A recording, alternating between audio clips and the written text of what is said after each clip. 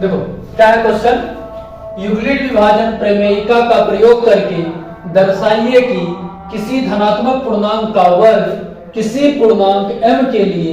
3m या 3m+1 के रूप का होता है। यानी कि यूक्लिड विभाजन प्रमेयिका का प्रयोग करके हमको क्या दर्शाना है कि किसी धनात्मक पूर्णांक का जो वर्ग है वह किस रूप का होता है,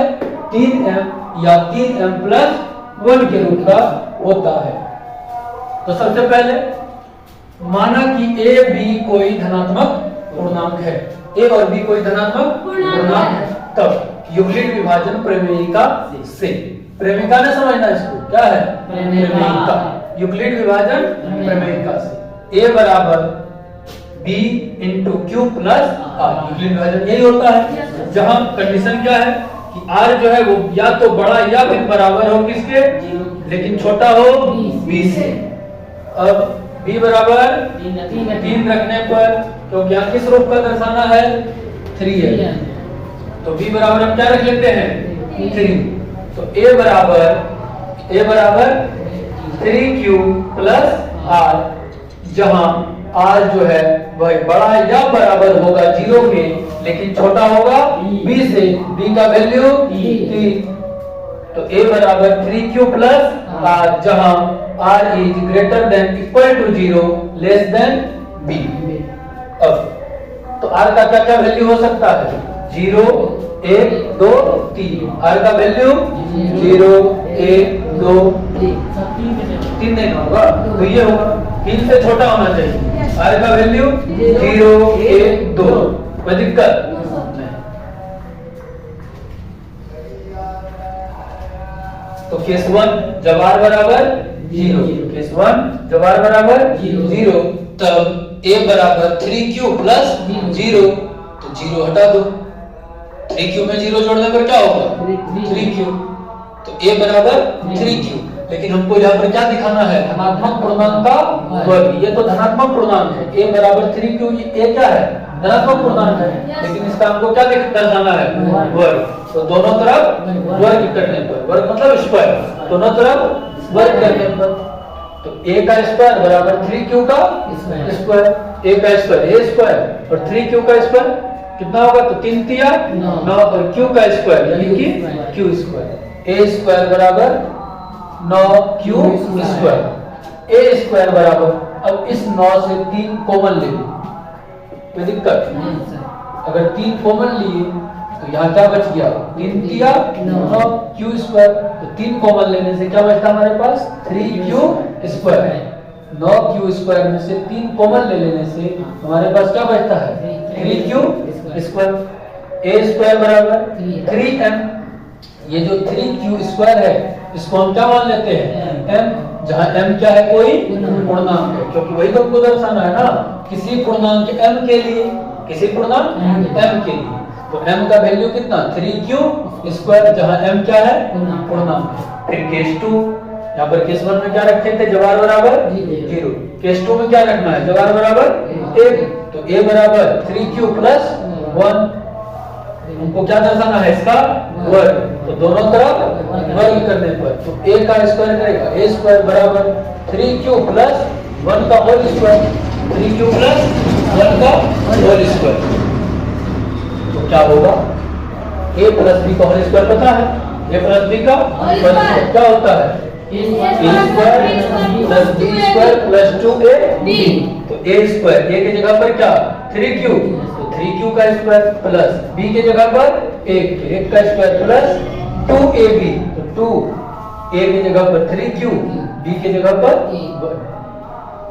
1, सॉल्व करो इसको, 3q का स्क्वायर, तो 3 तिया 9 q स्क्वायर का स्क्वायर, q स्क्वायर 1 का स्क्वायर करेगा 1, 2 तिया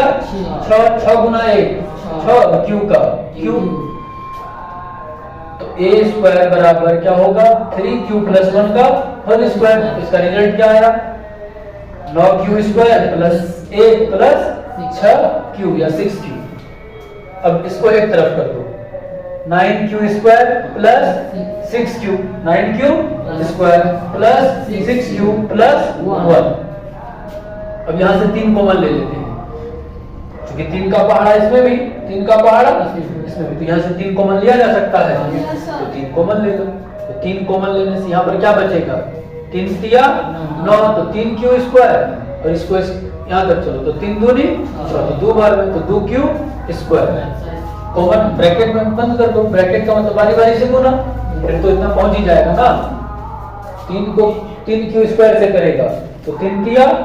9 क्यू स्क्वायर, और 3 को 2 से करेगा तो 3 दूनी 6 क्यू। कोई दिक्कत, प्लस 1 बाहर में, तो प्लस 1 का प्लस 1, प्लस 1 का प्लस 1। अब इसको मान लेते हैं हम m, इसको मान लेते हैं m, तो 3 की जगह 3, और ये जो 3q स्क्वायर प्लस 2q बचा है इसको हम क्या मान लेते हैं m, और प्लस 1 का प्लस 1। कोई दिक्कत m क्या है, m बराबर 3q स्क्वायर प्लस 2q, जहां m क्या है, कोई दिक्कत।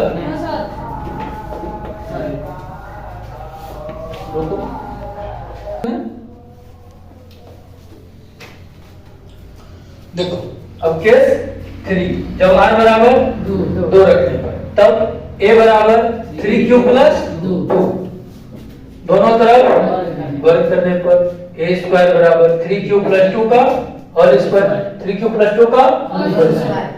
क्या फार्मूला है,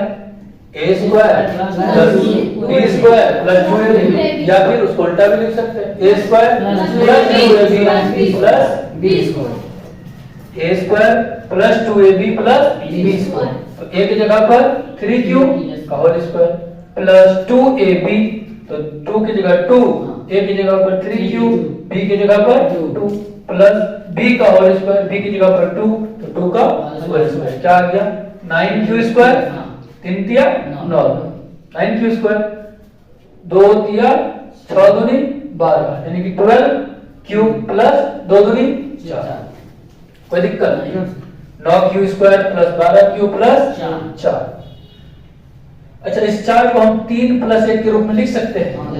कोई रिजल्ट पे फर्क, 4 को लिख सकते हैं 3 जोड़ 1, इसलिए लिखते हैं कि इसका जरूरत है अभी 3 के रूप का, ये भी है 3 तिया 9, 3 चौके 12, 3 के पहाड़ में 4 नहीं आता, लेकिन 4 को अगर हम लिख दिए 3 प्लस 1 तो क्या आ गया, 3 के पहाड़ में आ गया। तब यहाँ से 3 कॉमन ले लो, तो 3 तिया 9, q स्क्वायर का q स्क्वायर प्लस 3 चौके 12, तो 4q प्लस 3 एकम 3 प्लस ये 1 का 1। ये जो अंदर ब्रैकेट में है इसको हम क्या मान लेते हैं m, यानी कि 3q square plus 4q plus 1 बराबर m, प्लस ये 1 का 1। कोई दिक्कत, 3m प्लस 1, तो 2-3 चीज दर्शाना था। यूक्लिड व्याजन प्रमेय का प्रयोग करके दर्शाइए कि धनात्मक पूर्णांक का वर्ग किसी पूर्णांक m के लिए 3m या 3m प्लस 1 के रूप का होता है। केस 1 और केस 2, केस 3 की मदद से हम दर्शा दिए कि किसी भी धनात्मक पूर्णांक का जो वर्ग है वह किसी पूर्णांक m के लिए 3m या 3m प्लस 1 के रूप का होता है। तो लास्ट में लिख दो,